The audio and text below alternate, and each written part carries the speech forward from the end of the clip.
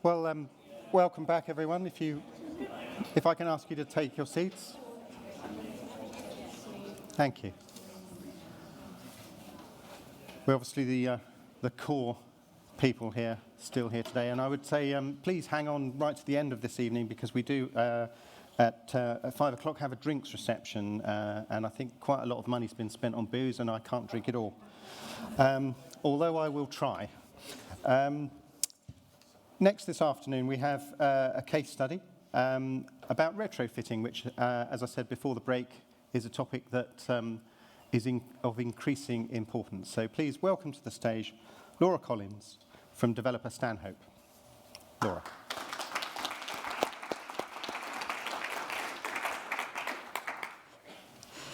Sorry, I'm a bit slow getting up on the stage.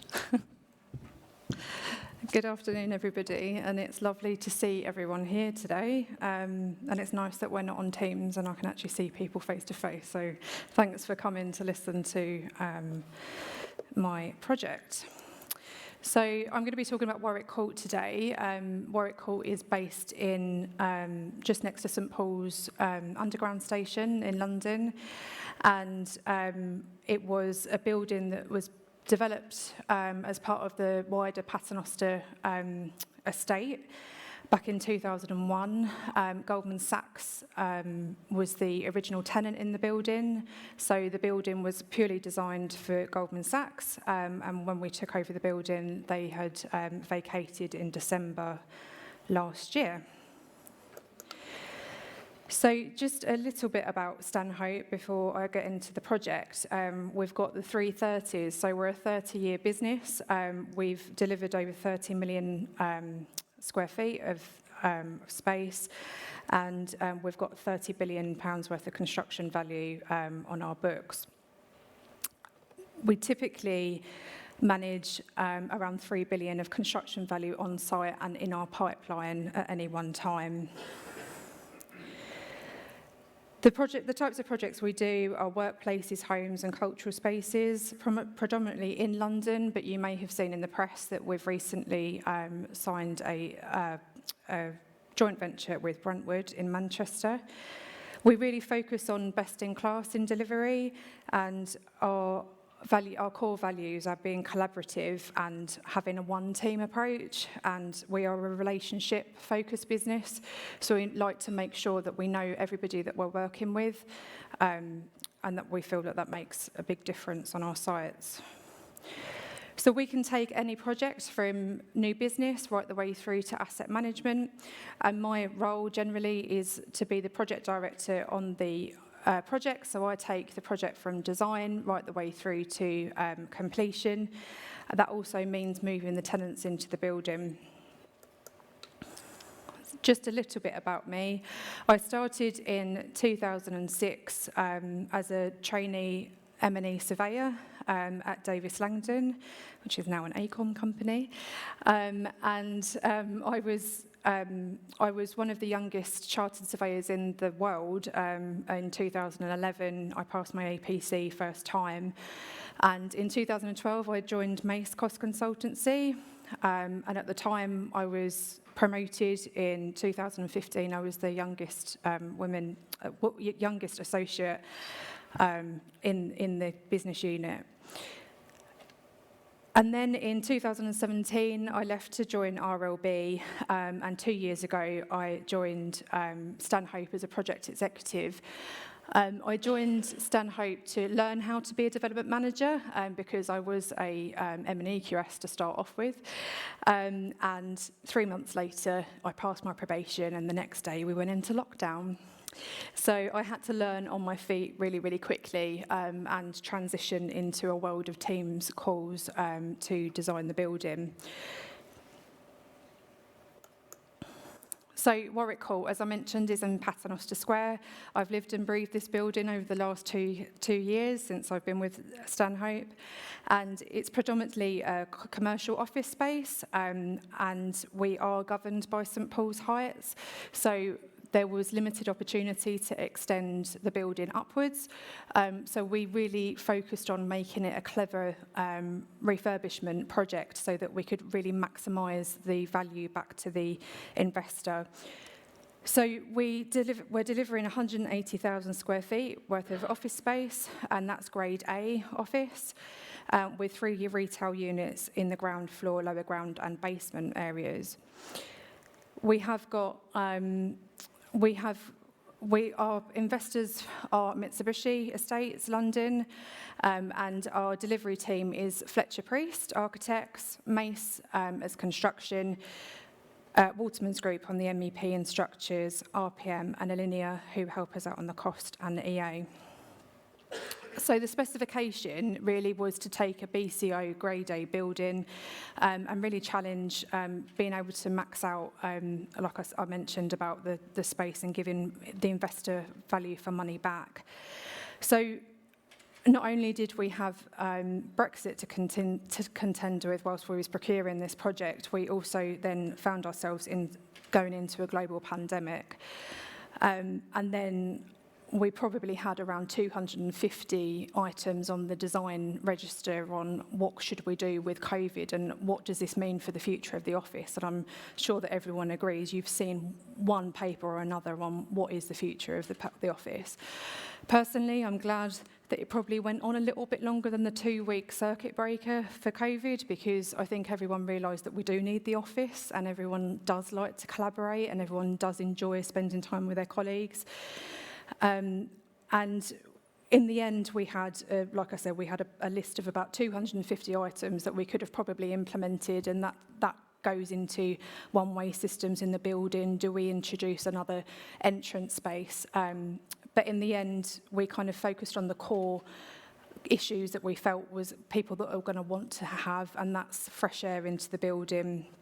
That's being able to have facilities where they could attend by other modes of transport rather than the tubes and the trains. So that said, we've implemented over 280 bicycle spaces and lockers, and even whilst we was designing the project, we then started thinking about the future user of the cyclist that would perhaps want an electric bike, and also the electric scooters that were coming in as well. We've also got best of class shower facilities, and we've got 20 showers that we're putting in within the building, and we've really focused on that kind of well-being aspect of the building and the kind of end user journey of when you enter the building and how the facilities that they've got to be able to cycle into work. We've also got full building generator backup to the building, which is something that we were probably a little bit ahead of the curve on. Because I'm not sure that tenants would probably look for full building generator backup if we were designing again today.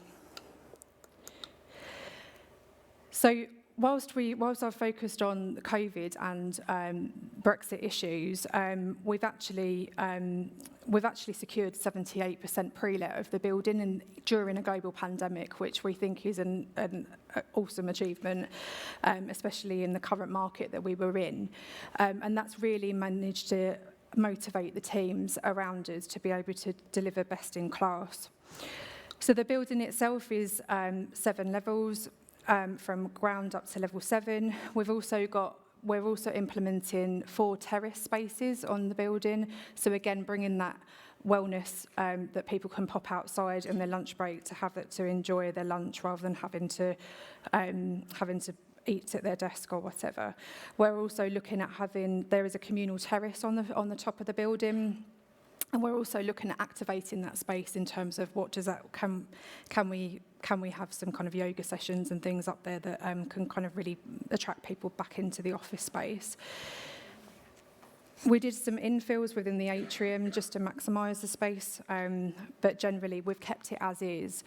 And something we really wanted to focus on within this project was our sustainability of it. So everyone knows that refurbing a project rather than knocking it down and starting again, that's going to have good sustainable credentials, but you're also working in a market that wants grade A space and wants to have everything that's shiny and new, especially in central London.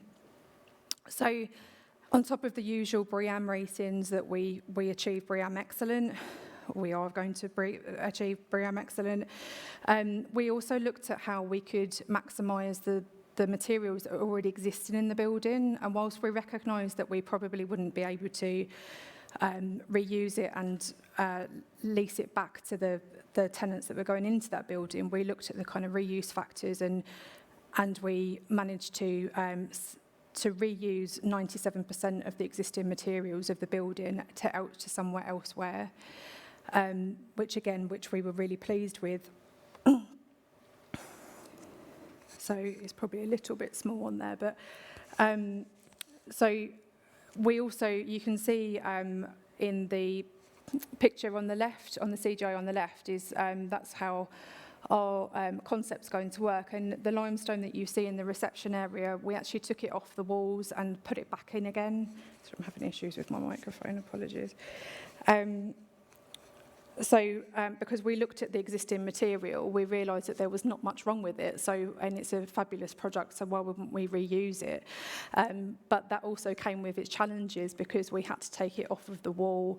We realised that we then had to rebuild the wall that it was attended, because the structural implications have changed in the last 20 years. So it came with its challenges to reuse things in the building, and that's still, there was even things down to the rainwater pipe work that we tried to reuse within the building, but the testing that and getting someone to warranty it was an issue. But we did it and we proved it, and I think everyone's got a good result.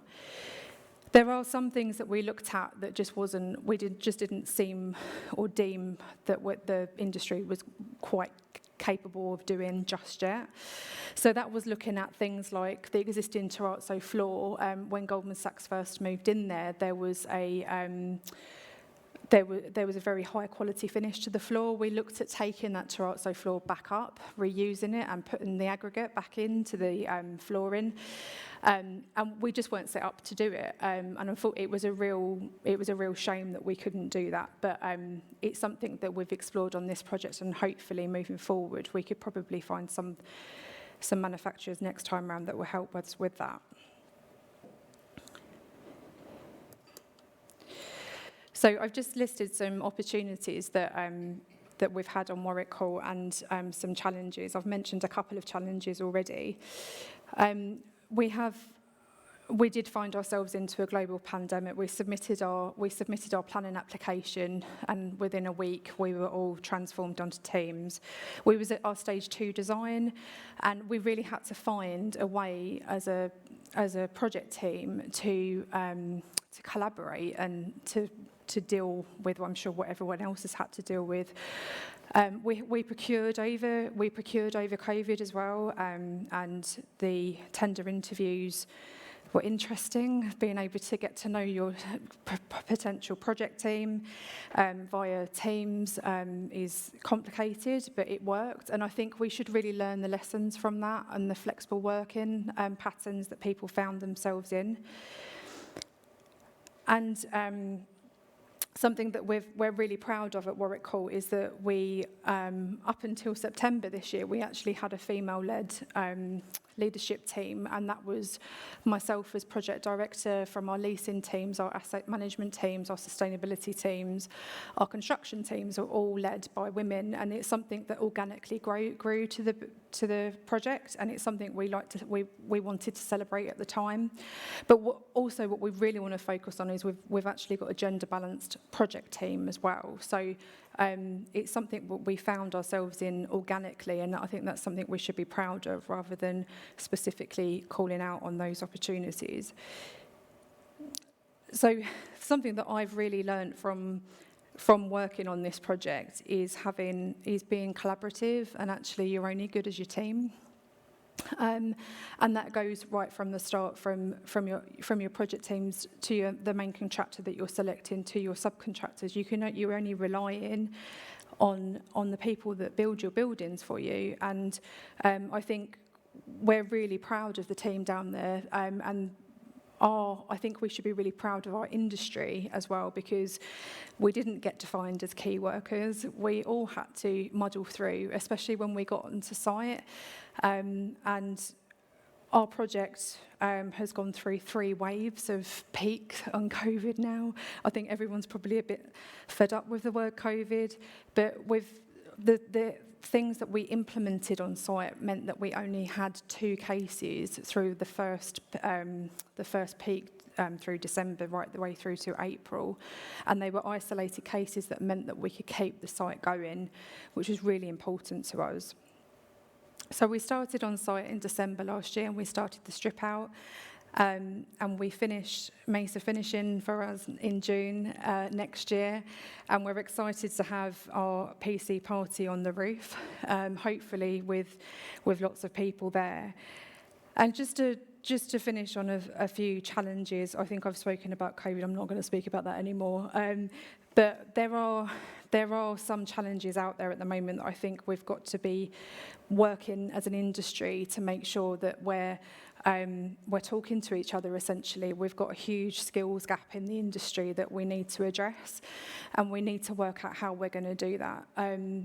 I've come in as an apprentice in this industry, and 15 years later I'm acting on behalf of a client, which I'm really proud of, and I think we should be showcasing role models to the future generations to show what you can achieve, and quite quickly if that's what you want to do as well. And finally, again, on the message of collaboration, I do think we have got a little bit of an issue on retrofitting our buildings to current standards.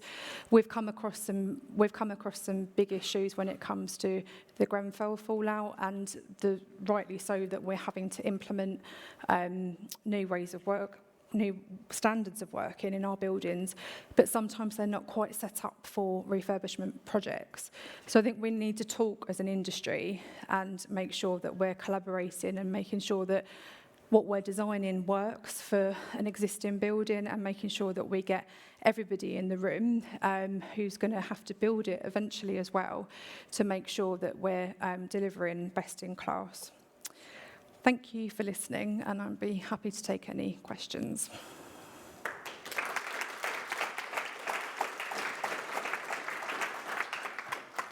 Thank you very much, Laura.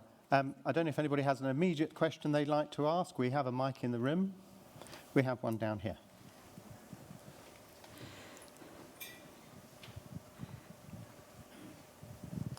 Okay, so this is a really frivolous question, but I'm just dying to know a bit more about the shower facilities. Okay. Sorry, Yeah. that really piqued my interest. Okay. What would you like to know about them? Well, you said you were just talking best in class, so I'm just thinking, what can I angle for in my current workplace? You know, we'll be looking to change premises, and I just want to know what's market, what's best in class. No, I was just interested that you said that they were sort of best in class end of journey. Yeah. Because that is important. It is important, and I think it's something that's become really highlighted in the pandemic, is that people want to be able to have good facilities when they arrive to work, if they've been running, cycling or whatever, really. And we have got 2 floors to go if you're interested. But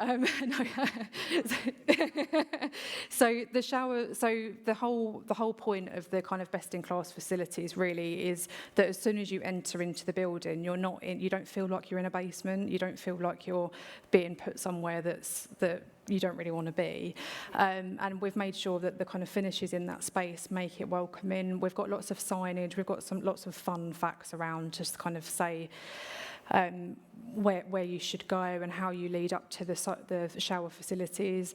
The shower facilities themselves are both male and female, different changing rooms. They have hair straighteners, they have hair dryers, they have lots of good lighting, they have lots of things that even in the shower facilities themselves, we've made sure that it feels comfortable in the space. You've got space to put things, and you actually feel like you're in a gym shower essentially, or a home shower, or better.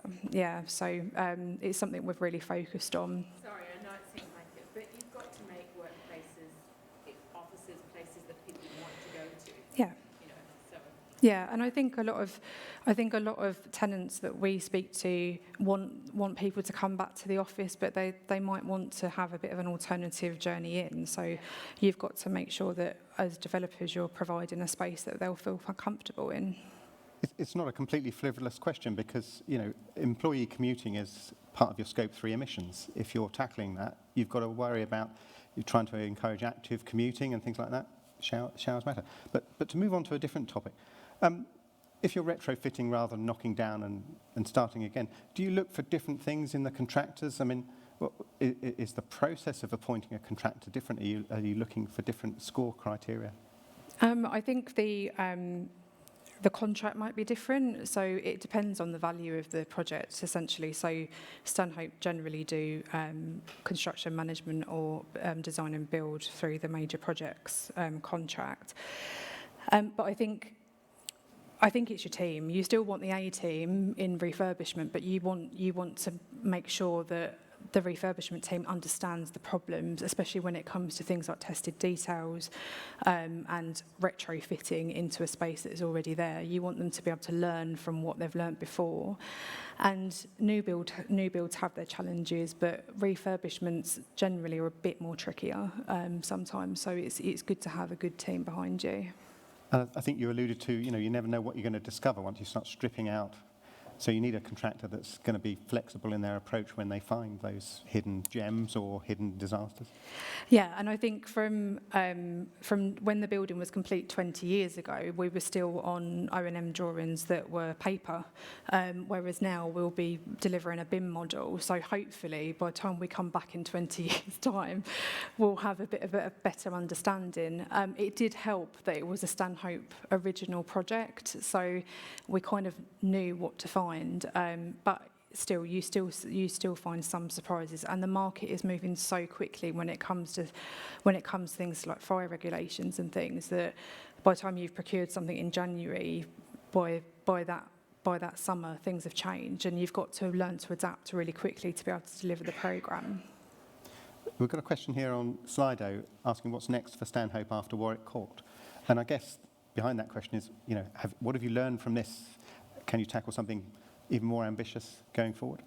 Yeah, so Stanhope, this is quite a small project compared to what Stanhope would generally go for, and we've got lots of projects in the pipeline at the moment. The other project I'm working on is 8 Bishopsgate, which is a new project, which is a new build project. It's still for the same investors, Mitsubishi Estate. There's various things that are going on. We're looking, I think I've mentioned that we're looking at we've just signed the project in Manchester, which is quite a new territory for us because generally we kind of stick within the London remit. So, but we've got a lot of stuff going on, bubbling away in the pipeline. I'm just not allowed to tell you. Fair enough. I think we've got time for one more question here. There's a microphone sprinting across the room.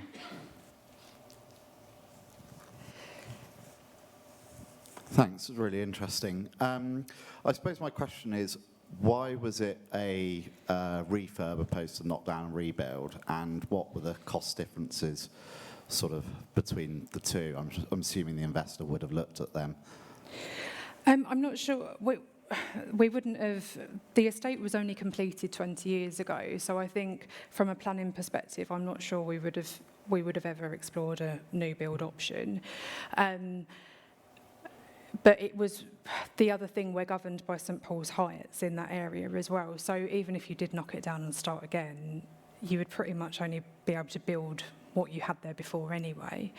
And it was a good quality building. The things that it was built for Goldman Sachs. It was there was a lot of good quality fixtures and fittings in there, and it didn't make sense to knock it down. Essentially, we did look at various ranges of refurbishment. So we retained the facade, for example. So we did have a look at replacing the facade, but it just didn't come down. It didn't feel the right thing to do because it was a building that was built 20 years ago. Why should you go back and replace all the glazing? But it's something that was a challenge because we really had to focus on how we can get the market to still recognise that it's a good quality building, even though it was built 20 years ago. So a lot of effort went into surveys and kind of understanding the building's quality to start off with before we actually started designing. Well, I think at that point, Laura, we'll say thank you very much for sharing your experiences and your insights there. Thank you very much. Thanks.